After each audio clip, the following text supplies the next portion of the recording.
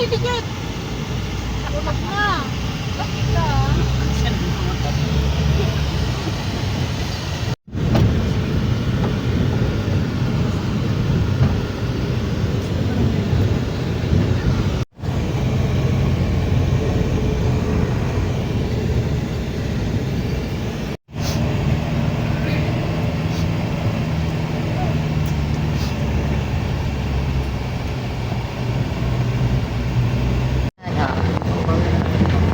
Punta kami sa jump off ng Cayapa sa Laksa dito sa Nueva Vizcaya.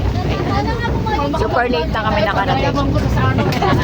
Super late na kami nakarating kaya iniwan na kami ng aming jeep.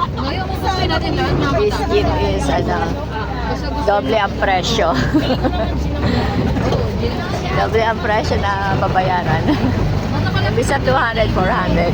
Pag na-perfect tayo, Super after road, rough road. Enjoy lang, ganyan. Ayan, super ang rough road na aming dinadaanan. Ayan, may waterfall sa daanan namin.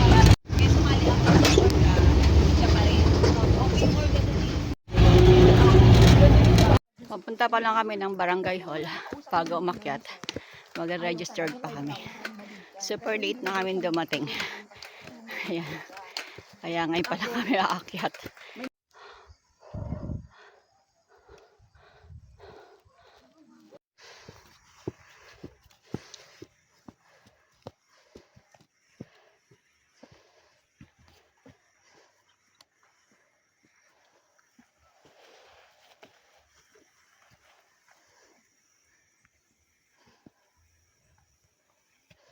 Ko ate.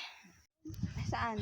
Pag ano kasi konti lang yung bababa, samahan ko na po yun na mauna. Bakit? Hindi kami bababa. Wow. Mabagal lang kami pero hindi kami bababa. Namin si Trishi. Kaya namin to hanggang Ayaw huli. namin bitawan si Trish. Kasi dami ng ano. Malapit na kami sa summit ng Mount Tuge. Experience kanina. Yan. Pero wala ka talaga, feeling ko hindi ka maano. Hindi, may video ka sa ano mo. Hanggang sana ako. O sige. Okay, ano na lang kay ate. Lakad ba, Mita?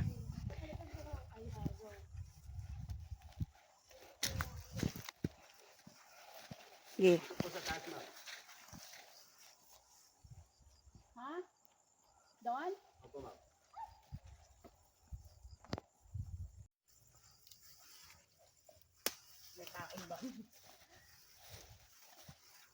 Sundan kita. Oo, sundan kita. Sige lang. Ka nandyan.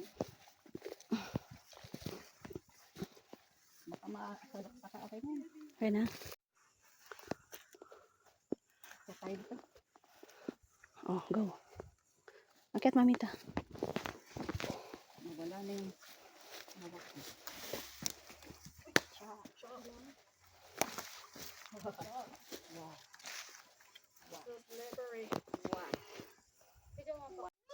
Ganda. Yung itsura niya parang puro green lang. Oo. Wow. Look at that. So pretty. Sali na siya. Oo. Yan. Papunta pa lang kami sa first peak, Mount Tuge. Dahil very late na kaming nakarating dito sa Cayapa, sa Laksak, sa Nueva Vizcaya. Kasi late na ang pick up. Late na kami nakarating. At naka-aberya pa. Ito. Ito pa lang ang aming naakyat. Going Mount Tuge. Yan.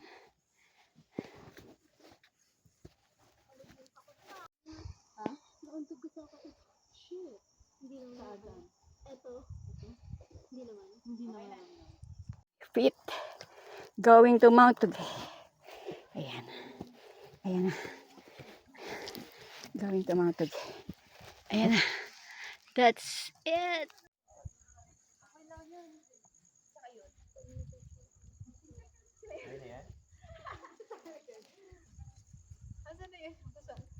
So ate, ako na. Sige siya na lang. So gusto ulit eh. Sige. Amazing. Ang ganda.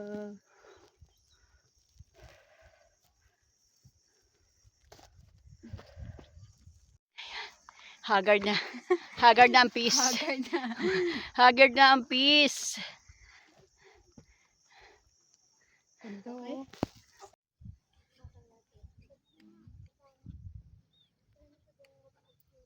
Ayan, maganda yung ganyan, no? Yan, yan. Kabayo ko ng hacienda dito. So, may ari ng lupa na to.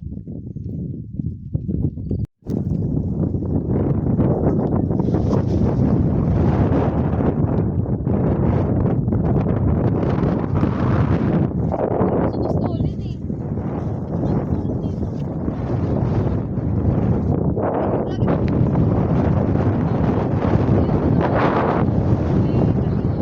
Lakas ang hangin. Grabe.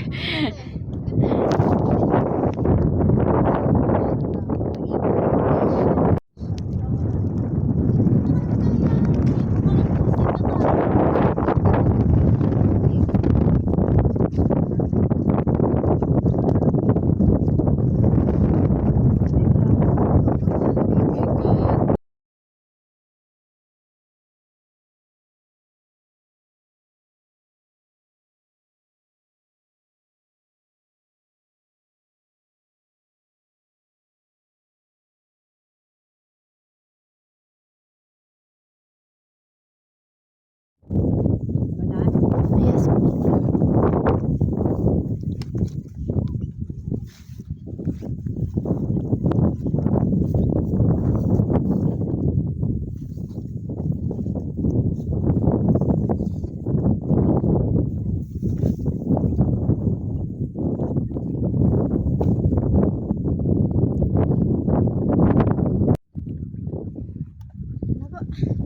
Perfect view. Bali sila. Sila ba yun? Oo.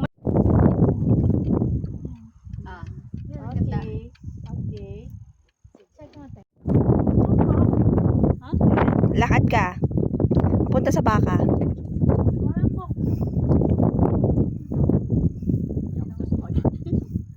Okay. Tingin.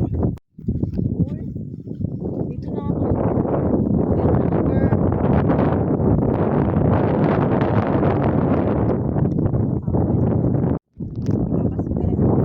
Wait lang. Si Mami naglalakad. Paggaw lang, May.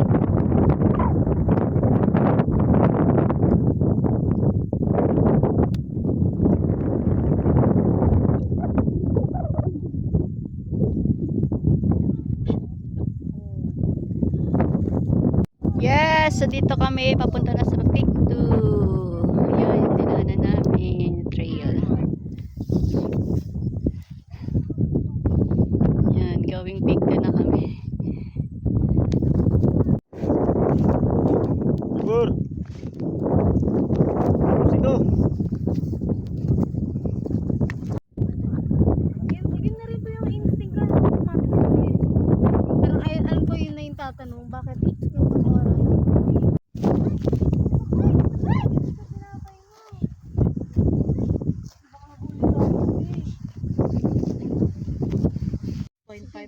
Pero higa ako, pagod na ako. Okay. Hindi naman yan masakit, ma'am? Hindi naman yun, kaso ano, problema dyan. Hindi agad nababalik yan sa ano. Ano ba ito? Magbabalik siya dito? O, babalik pa yan, be. I-impis yan. Oo, matagal lang siya. Matigas eh.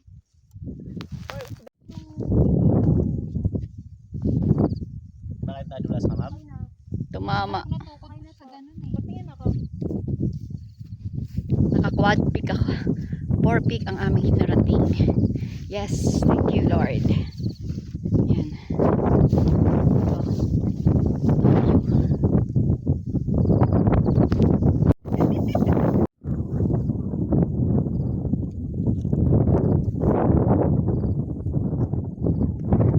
Kamusta?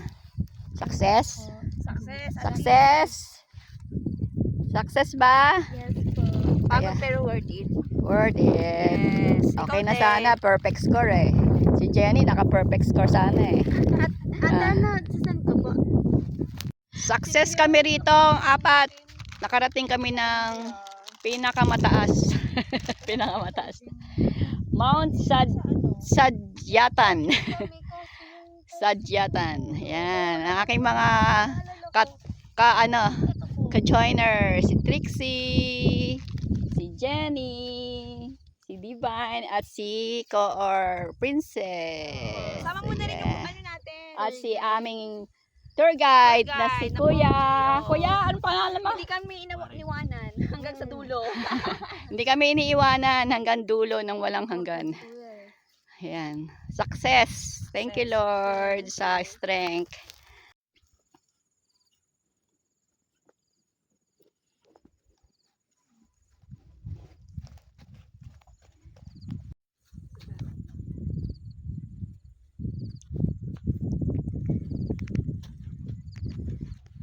Ako may charger.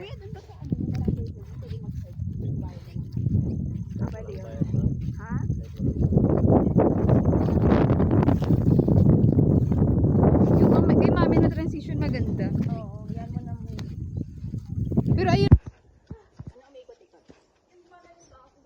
Ah, okay. Tapos sa dapa.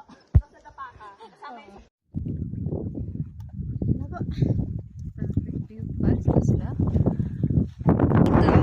Ang aming hot mommy. Oh my God. I love it.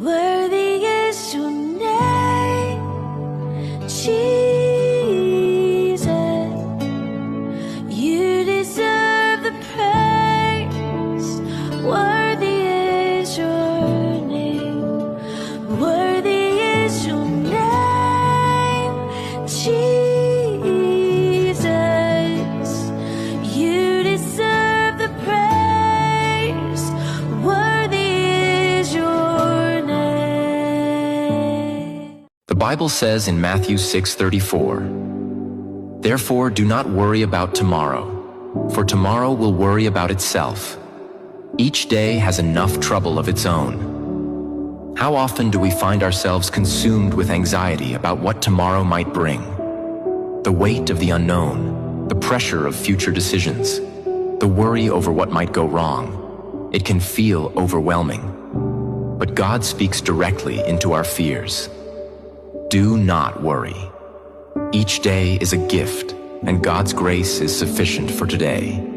When we focus on tomorrow, we miss out on the strength and peace He wants to give us right now. He doesn't promise that every day will be easy, but He promises that He will give us the strength for today, not tomorrow. If you're holding on to worries about the future, lay them down. Surrender your fears and trust that God, who holds your future, will walk with you through each day. His presence is your peace. His promises are your security. Remember, you don't need to have all the answers today. Trust that God is in control of tomorrow and He has already provided for today. So take a deep breath. Focus on what you can do right now. God is with you, and He will meet you in every moment. His love is constant. His grace is sufficient.